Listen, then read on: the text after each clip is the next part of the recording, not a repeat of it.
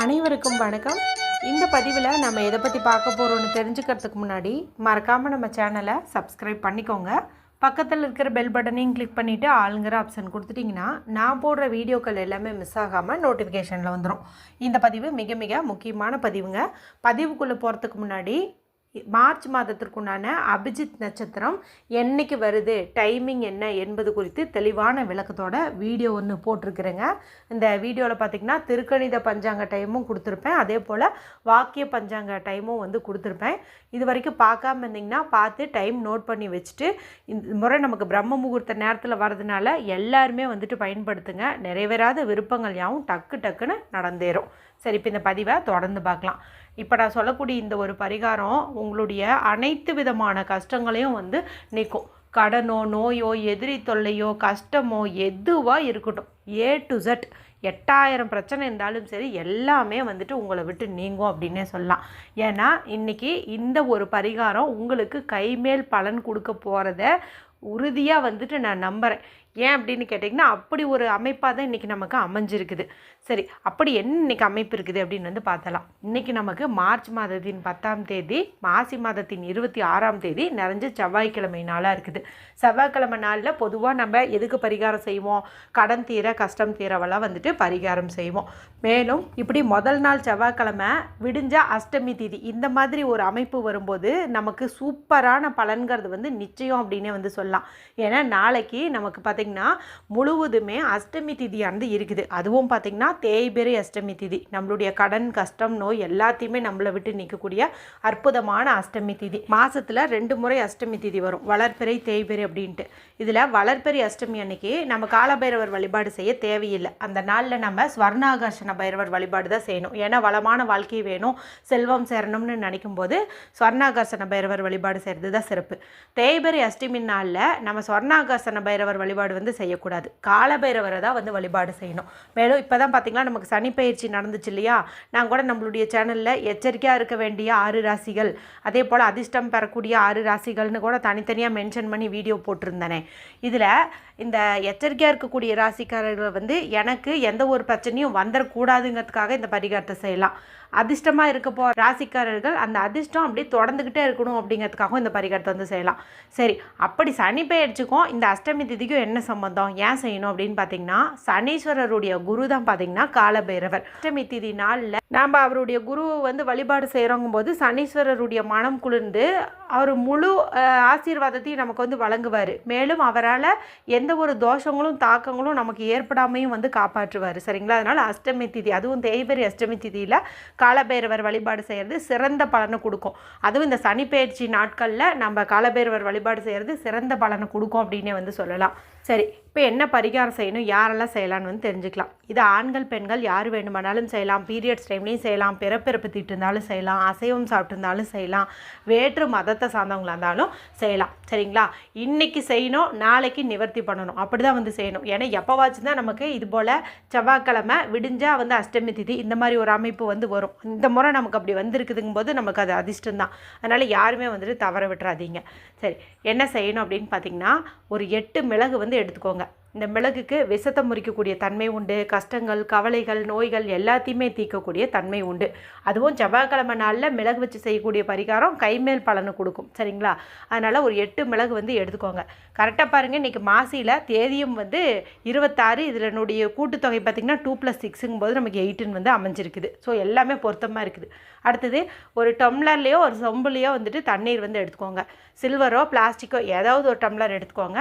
நல்ல தண்ணீர் வந்து பிடிச்சி வச்சுக்கோங்க. பைப்பில் வர தண்ணீரே கூட ஓகே தான். சரிங்களா? இப்போ இந்த தண்ணீரில் 1/2 ஸ்பூன் அளவுக்கு மஞ்சள் தூள் வந்து போடுங்க. சமையலறையில் பயன்படுத்துகிற மஞ்சள் தூளே போட்டிங்கன்னா கூட ஓகே தான். சரிங்களா? போட்டுருங்க. இப்போ இந்த மஞ்சள் கலந்த தண்ணீரையும் 8 மிளகையும் எடுத்துகிட்டு வீட்டில் அமைதியான இடத்துல உக்காந்துக்கோங்க. யாரு கூடவும் பேசாதீங்க, டிவி பார்க்காதீங்க, மொபைல் பார்க்காதீங்க. மனசை நல்லா ரிலாக்ஸ் பண்ணிக்கோங்க. நல்லா டீப் ப்ரீத் எடுத்துக்கோங்க. வடக்கு திசை பார்த்த மாதிரி உட்காந்துக்கோங்க. நார்த்து ஃபேஸிங் பார்த்த மாதிரி உட்காந்துட்டு அந்த 8 மிளகையும் உங்களுடைய இடது கையில் வச்சுக்கோங்க. உங்களுடைய வாய்ப்பகுதியை அந்த மிளகு கிட்ட கொண்டு போயிட்டு உங்களுக்கு இருக்கக்கூடிய அத்தனை விதமான கஷ்டங்களையும் இந்த மிளகு கிட்ட சொல்லுங்கள். எனக்கு கடன் தீரணும், கஷ்டம் தீரணும், நோய் தீரணும், எதிரி தொல்லை நீங்கணும், எனக்கு இது மாதிரி சில பிரச்சனைகள் எல்லாம் இருக்குது, எல்லாமே என்னை விட்டு நீங்கணும் அப்படின்னு இந்த மிளகு கிட்ட பேசுங்க. சரிங்களா? அதன் பிறகு இந்த மிளகை உங்களுடைய இடது கையாலேயே ஒன்று ஒன்றா அந்த தண்ணிக்குள்ளார நீங்கள் போட்டுருங்க. ஒன்று ஒன்றா பொறுமையாக போடுங்க. அப்படி டபக்குன்னு போடாதீங்க. இப்போ மஞ்சள் கலந்த இந்த தண்ணியில் இந்த மிளகு நம்ம சேர்த்துட்டோம். டம்ளர் இருக்குது இல்லையா, இதனுடைய மேல் புறத்தை அப்படியே ஒரு தட்டு போட்ட மாதிரி நீங்கள் உங்கள் உள்ளங்கையை வச்சு அப்படியே மூடுங்க. அதாவது வலது கை இருக்குது இல்லையா, இந்த உள்ளங்கையை வச்சு அப்படியே அந்த டம்ளர்னுடைய மேற்புறத்தை மூடிட்டு நீங்கள் கஷ்டம்னு என்னென்னலாம் சொன்னீங்களோ அந்த கஷ்டமெல்லாம் உங்களை விட்டு நீங்கிற மாதிரி இமேஜினேஷன் பண்ணுங்கள்.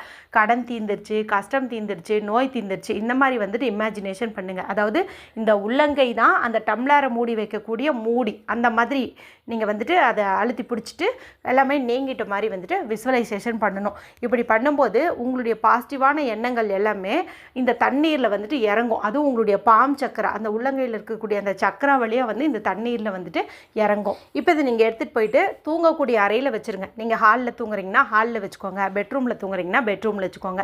எங்கேயோ ஒன்று குழந்தைங்களாம் வீட்டில் இருக்கிறாங்கும் போது அவங்க கை கால் பட்டு அந்த தண்ணி சிந்தாத மாதிரி பார்த்து வைங்க. இந்த தண்ணி ஓப்பனாக தான் இருக்கணும், க்ளோஸ் பண்ணி வைக்கக்கூடாது. சரிங்களா? அது ஓப்பன்லேயே தான் இருக்கணும். இப்போ பாருங்கள், செவ்வாய்க்கிழமை நாளுங்கும் போது கரெக்டாக நம்ம இந்த மிளகு வச்சு இந்த பரிகாரத்தை செஞ்சுட்டோம். நாளைக்கு அஷ்டமி திதி. அஷ்டமி திதியில் பைரவருக்கு நம்ம மிளகு வச்சு என்ன பரிகாரம் செஞ்சாலும் நமக்கு நல்ல ரிசல்ட்டு தான் கிடைக்கும். அதாவது மிளகு தீபம் ஏற்றுவது, இல்லை மிளகு சுற்றி போடுறது, இந்த மாதிரி எது பண்ணாலும் நமக்கு நல்ல பலன் தான் கொடுக்கும். அப்போ நம்ம இன்றைக்கி ஆரம்பிக்கிறோம், நாளைக்கு நிவர்த்தி பண்ணுறோம். எப்படிப்பட்ட ஒரு அற்புதமாக நமக்கு அமைஞ்சிருக்குது பார்த்தீங்களா? சரி, இப்போ காலையில் எழுந்ததுக்கப்புறம் என்ன பண்ணுறீங்க அப்படின்னா, குளிக்கிறதுக்கு முன்னாடியே இந்த டம்ளர் எடுத்து உங்களுடைய இடது கையில் வச்சுக்கோங்க, லெஃப்ட் ஹேண்டில் வச்சுக்கோங்க. வீட்டுக்குள்ளே நின்னாலும் சரி, வெளியில் நின்னாலும் சரி, கிழக்கு பக்கம் ஈஸ்ட் ஃபேஸிங் பார்த்த மாதிரி நின்றுட்டு உங்களுடைய கடன் தீரணும், கஷ்டம் தீரணும்னு நீங்கள் சொல்லிக்கிட்டு உங்களுடைய தலை இடதுபுறம் இருந்து வலதுபுறம் ஒரு 8 முறை, வலதுபுறம் இருந்து இடதுபுறம் ஒரு 8 முறை, இந்த மாதிரி உங்களுக்கு நீங்களே சுற்றிட்டு இந்த தண்ணீரை வெளியில் வாசலில் ஊற்றுறதுக்கு வசதி இருக்குதுங்கும் போது நீங்கள் வெளியில் வாசலில் ஊற்றி விட்டுருங்க. இல்லைங்க நாங்கள் அப்பார்ட்மெண்ட்டில் கூட்டியிருக்கிறோம், அப்படிலாம் போய் ஊற்ற முடியாதுங்க அப்படின்னு நினச்சிங்கன்னா இந்த மாதிரி சுற்றிட்டு வாஷ் பேசன்லேயோ சிங்க்லேயோ சுத்தமாக இருக்கும்போது நீங்கள் அதை ஊற்றிடணும். அதாவது அங்கே சாமானம்லாம் ஏதாவது இருந்துச்சுக்கும் போது அப்போ ஊற்றக்கூடாது. க்ளீனாக இருக்கும்போது தண்ணீர் திருவி விட்டு அதே ஃப்ளோலேயே இதை நீங்கள் ஊற்றி விட்டுறணும். அதன் பிறகு தான் நீங்கள் குளிக்கணும். ஒருவேளை காலையிலே நீங்கள் நேரமே குளிச்சிட்டிங்க, இந்த பரிகாரம் பண்ணிருந்தே உங்களுக்கு மறந்து போச்சு அப்படிங்கும்போது நீங்கள் எப்போ பார்க்குறீங்களோ அப்போது கிழக்கு பக்கம் பார்த்த மாதிரி இந்த மாதிரி உங்களுடைய தலையை சுற்றிக்கிட்டு முகம் கை காலாவது கழுவிக்கிறது அப்படிங்கிறது நல்லது. குளிக்கிறீங்கனாலும் பரவாயில்ல, முகம் கை கால் கழுவிக்கிறதுங்கிறது நல்லது. நாளைய நாளில் இந்த பரிகாரம் செஞ்சதுக்கப்புறமா தெருநாய்களுக்கு ஏதாவது ஒரு பிஸ்கட் பாக்கெட்டோ இல்லை ரொட்டி சப்பாத்தி இந்த மாதிரி ஏதாவது ஒன்று வாங்கி போடுறது அப்படிங்கிறத அவசியம் பண்ணிவிடுங்க. முக்கியமாக கருப்பு நிற நாய்கள் உங்கள் ஏரியா பக்கம் இருக்குதுங்கும்போது அதுக்கு நீங்கள் பிஸ்கட் வாங்கி போடுறது ரொம்ப ரொம்ப சிறப்பு. சரிங்களா? இப்போ கணவருக்கு தான் நிறைய பிரச்சனைகள் இருக்குது, அவர் இது மாதிரிலாம் பரிகாரம்லாம் செய்ய மாட்டார், நான் அவருக்கு பதிலாக செய்யலாமான்னு கேட்டால் தாராளமாக செய்யலாம். ஏன்னா நீங்கள் 2 பேரும் ஒரே ரூமில் தானே தூங்க போகிறீங்க. அப்போ கணவருடைய கடன் தீரணும், கணவருடைய கஷ்டம் தீரணும்னு நீங்கள் அந்த மிளகு கிட்ட பேசிட்டு தண்ணியில் போட்டுட்டு உங்கள் பெட்ரூம்லேயே வச்சுருங்க. நாளை காலையில் அவர் எழுந்ததுக்கப்புறம் அவர்கிட்ட சொல்லி இதை சுற்றிக்க சொல்லுங்கள். அவர் அதெல்லாம் செய்ய மாட்டாருங்கும் போது நீங்களே அவர் கிழக்கு பக்கம் பார்த்த மாதிரி நிற்க வச்சுட்டு உங்களுடைய இடது கையில் வச்சுட்டு அவருடைய தலையை இந்த பக்கம் 8 முறை அந்த பக்கம் 8 முறை சுற்றிட்டு நீங்கள் டிஸ்போஸ் பண்ணிவிட்டு அவர் போய் குளிக்க சொல்லிடுங்க. சரிங்களா? அற்புதமான நாள். இது மாதிரிலாம் நம்மளுக்கு அமையிறதே அதிசயம். எல்லாருமே பயன்படுத்திக்கோங்க. உங்கள் வாழ்க்கையில் 8000 விதமான பிரச்சனைகள் இருந்தாலும் எல்லாமே தலைதறிக்க ஓடும். வீடியோ பிடிச்சிருந்தால் மற்றவங்களோடையும் ஷேர் பண்ணுங்கள், லைக் பண்ணுங்கள். மற்றும் ஒரு பயனுள்ள பதிவில் உங்களை சந்திக்கிறேன். நன்றி, வணக்கம்.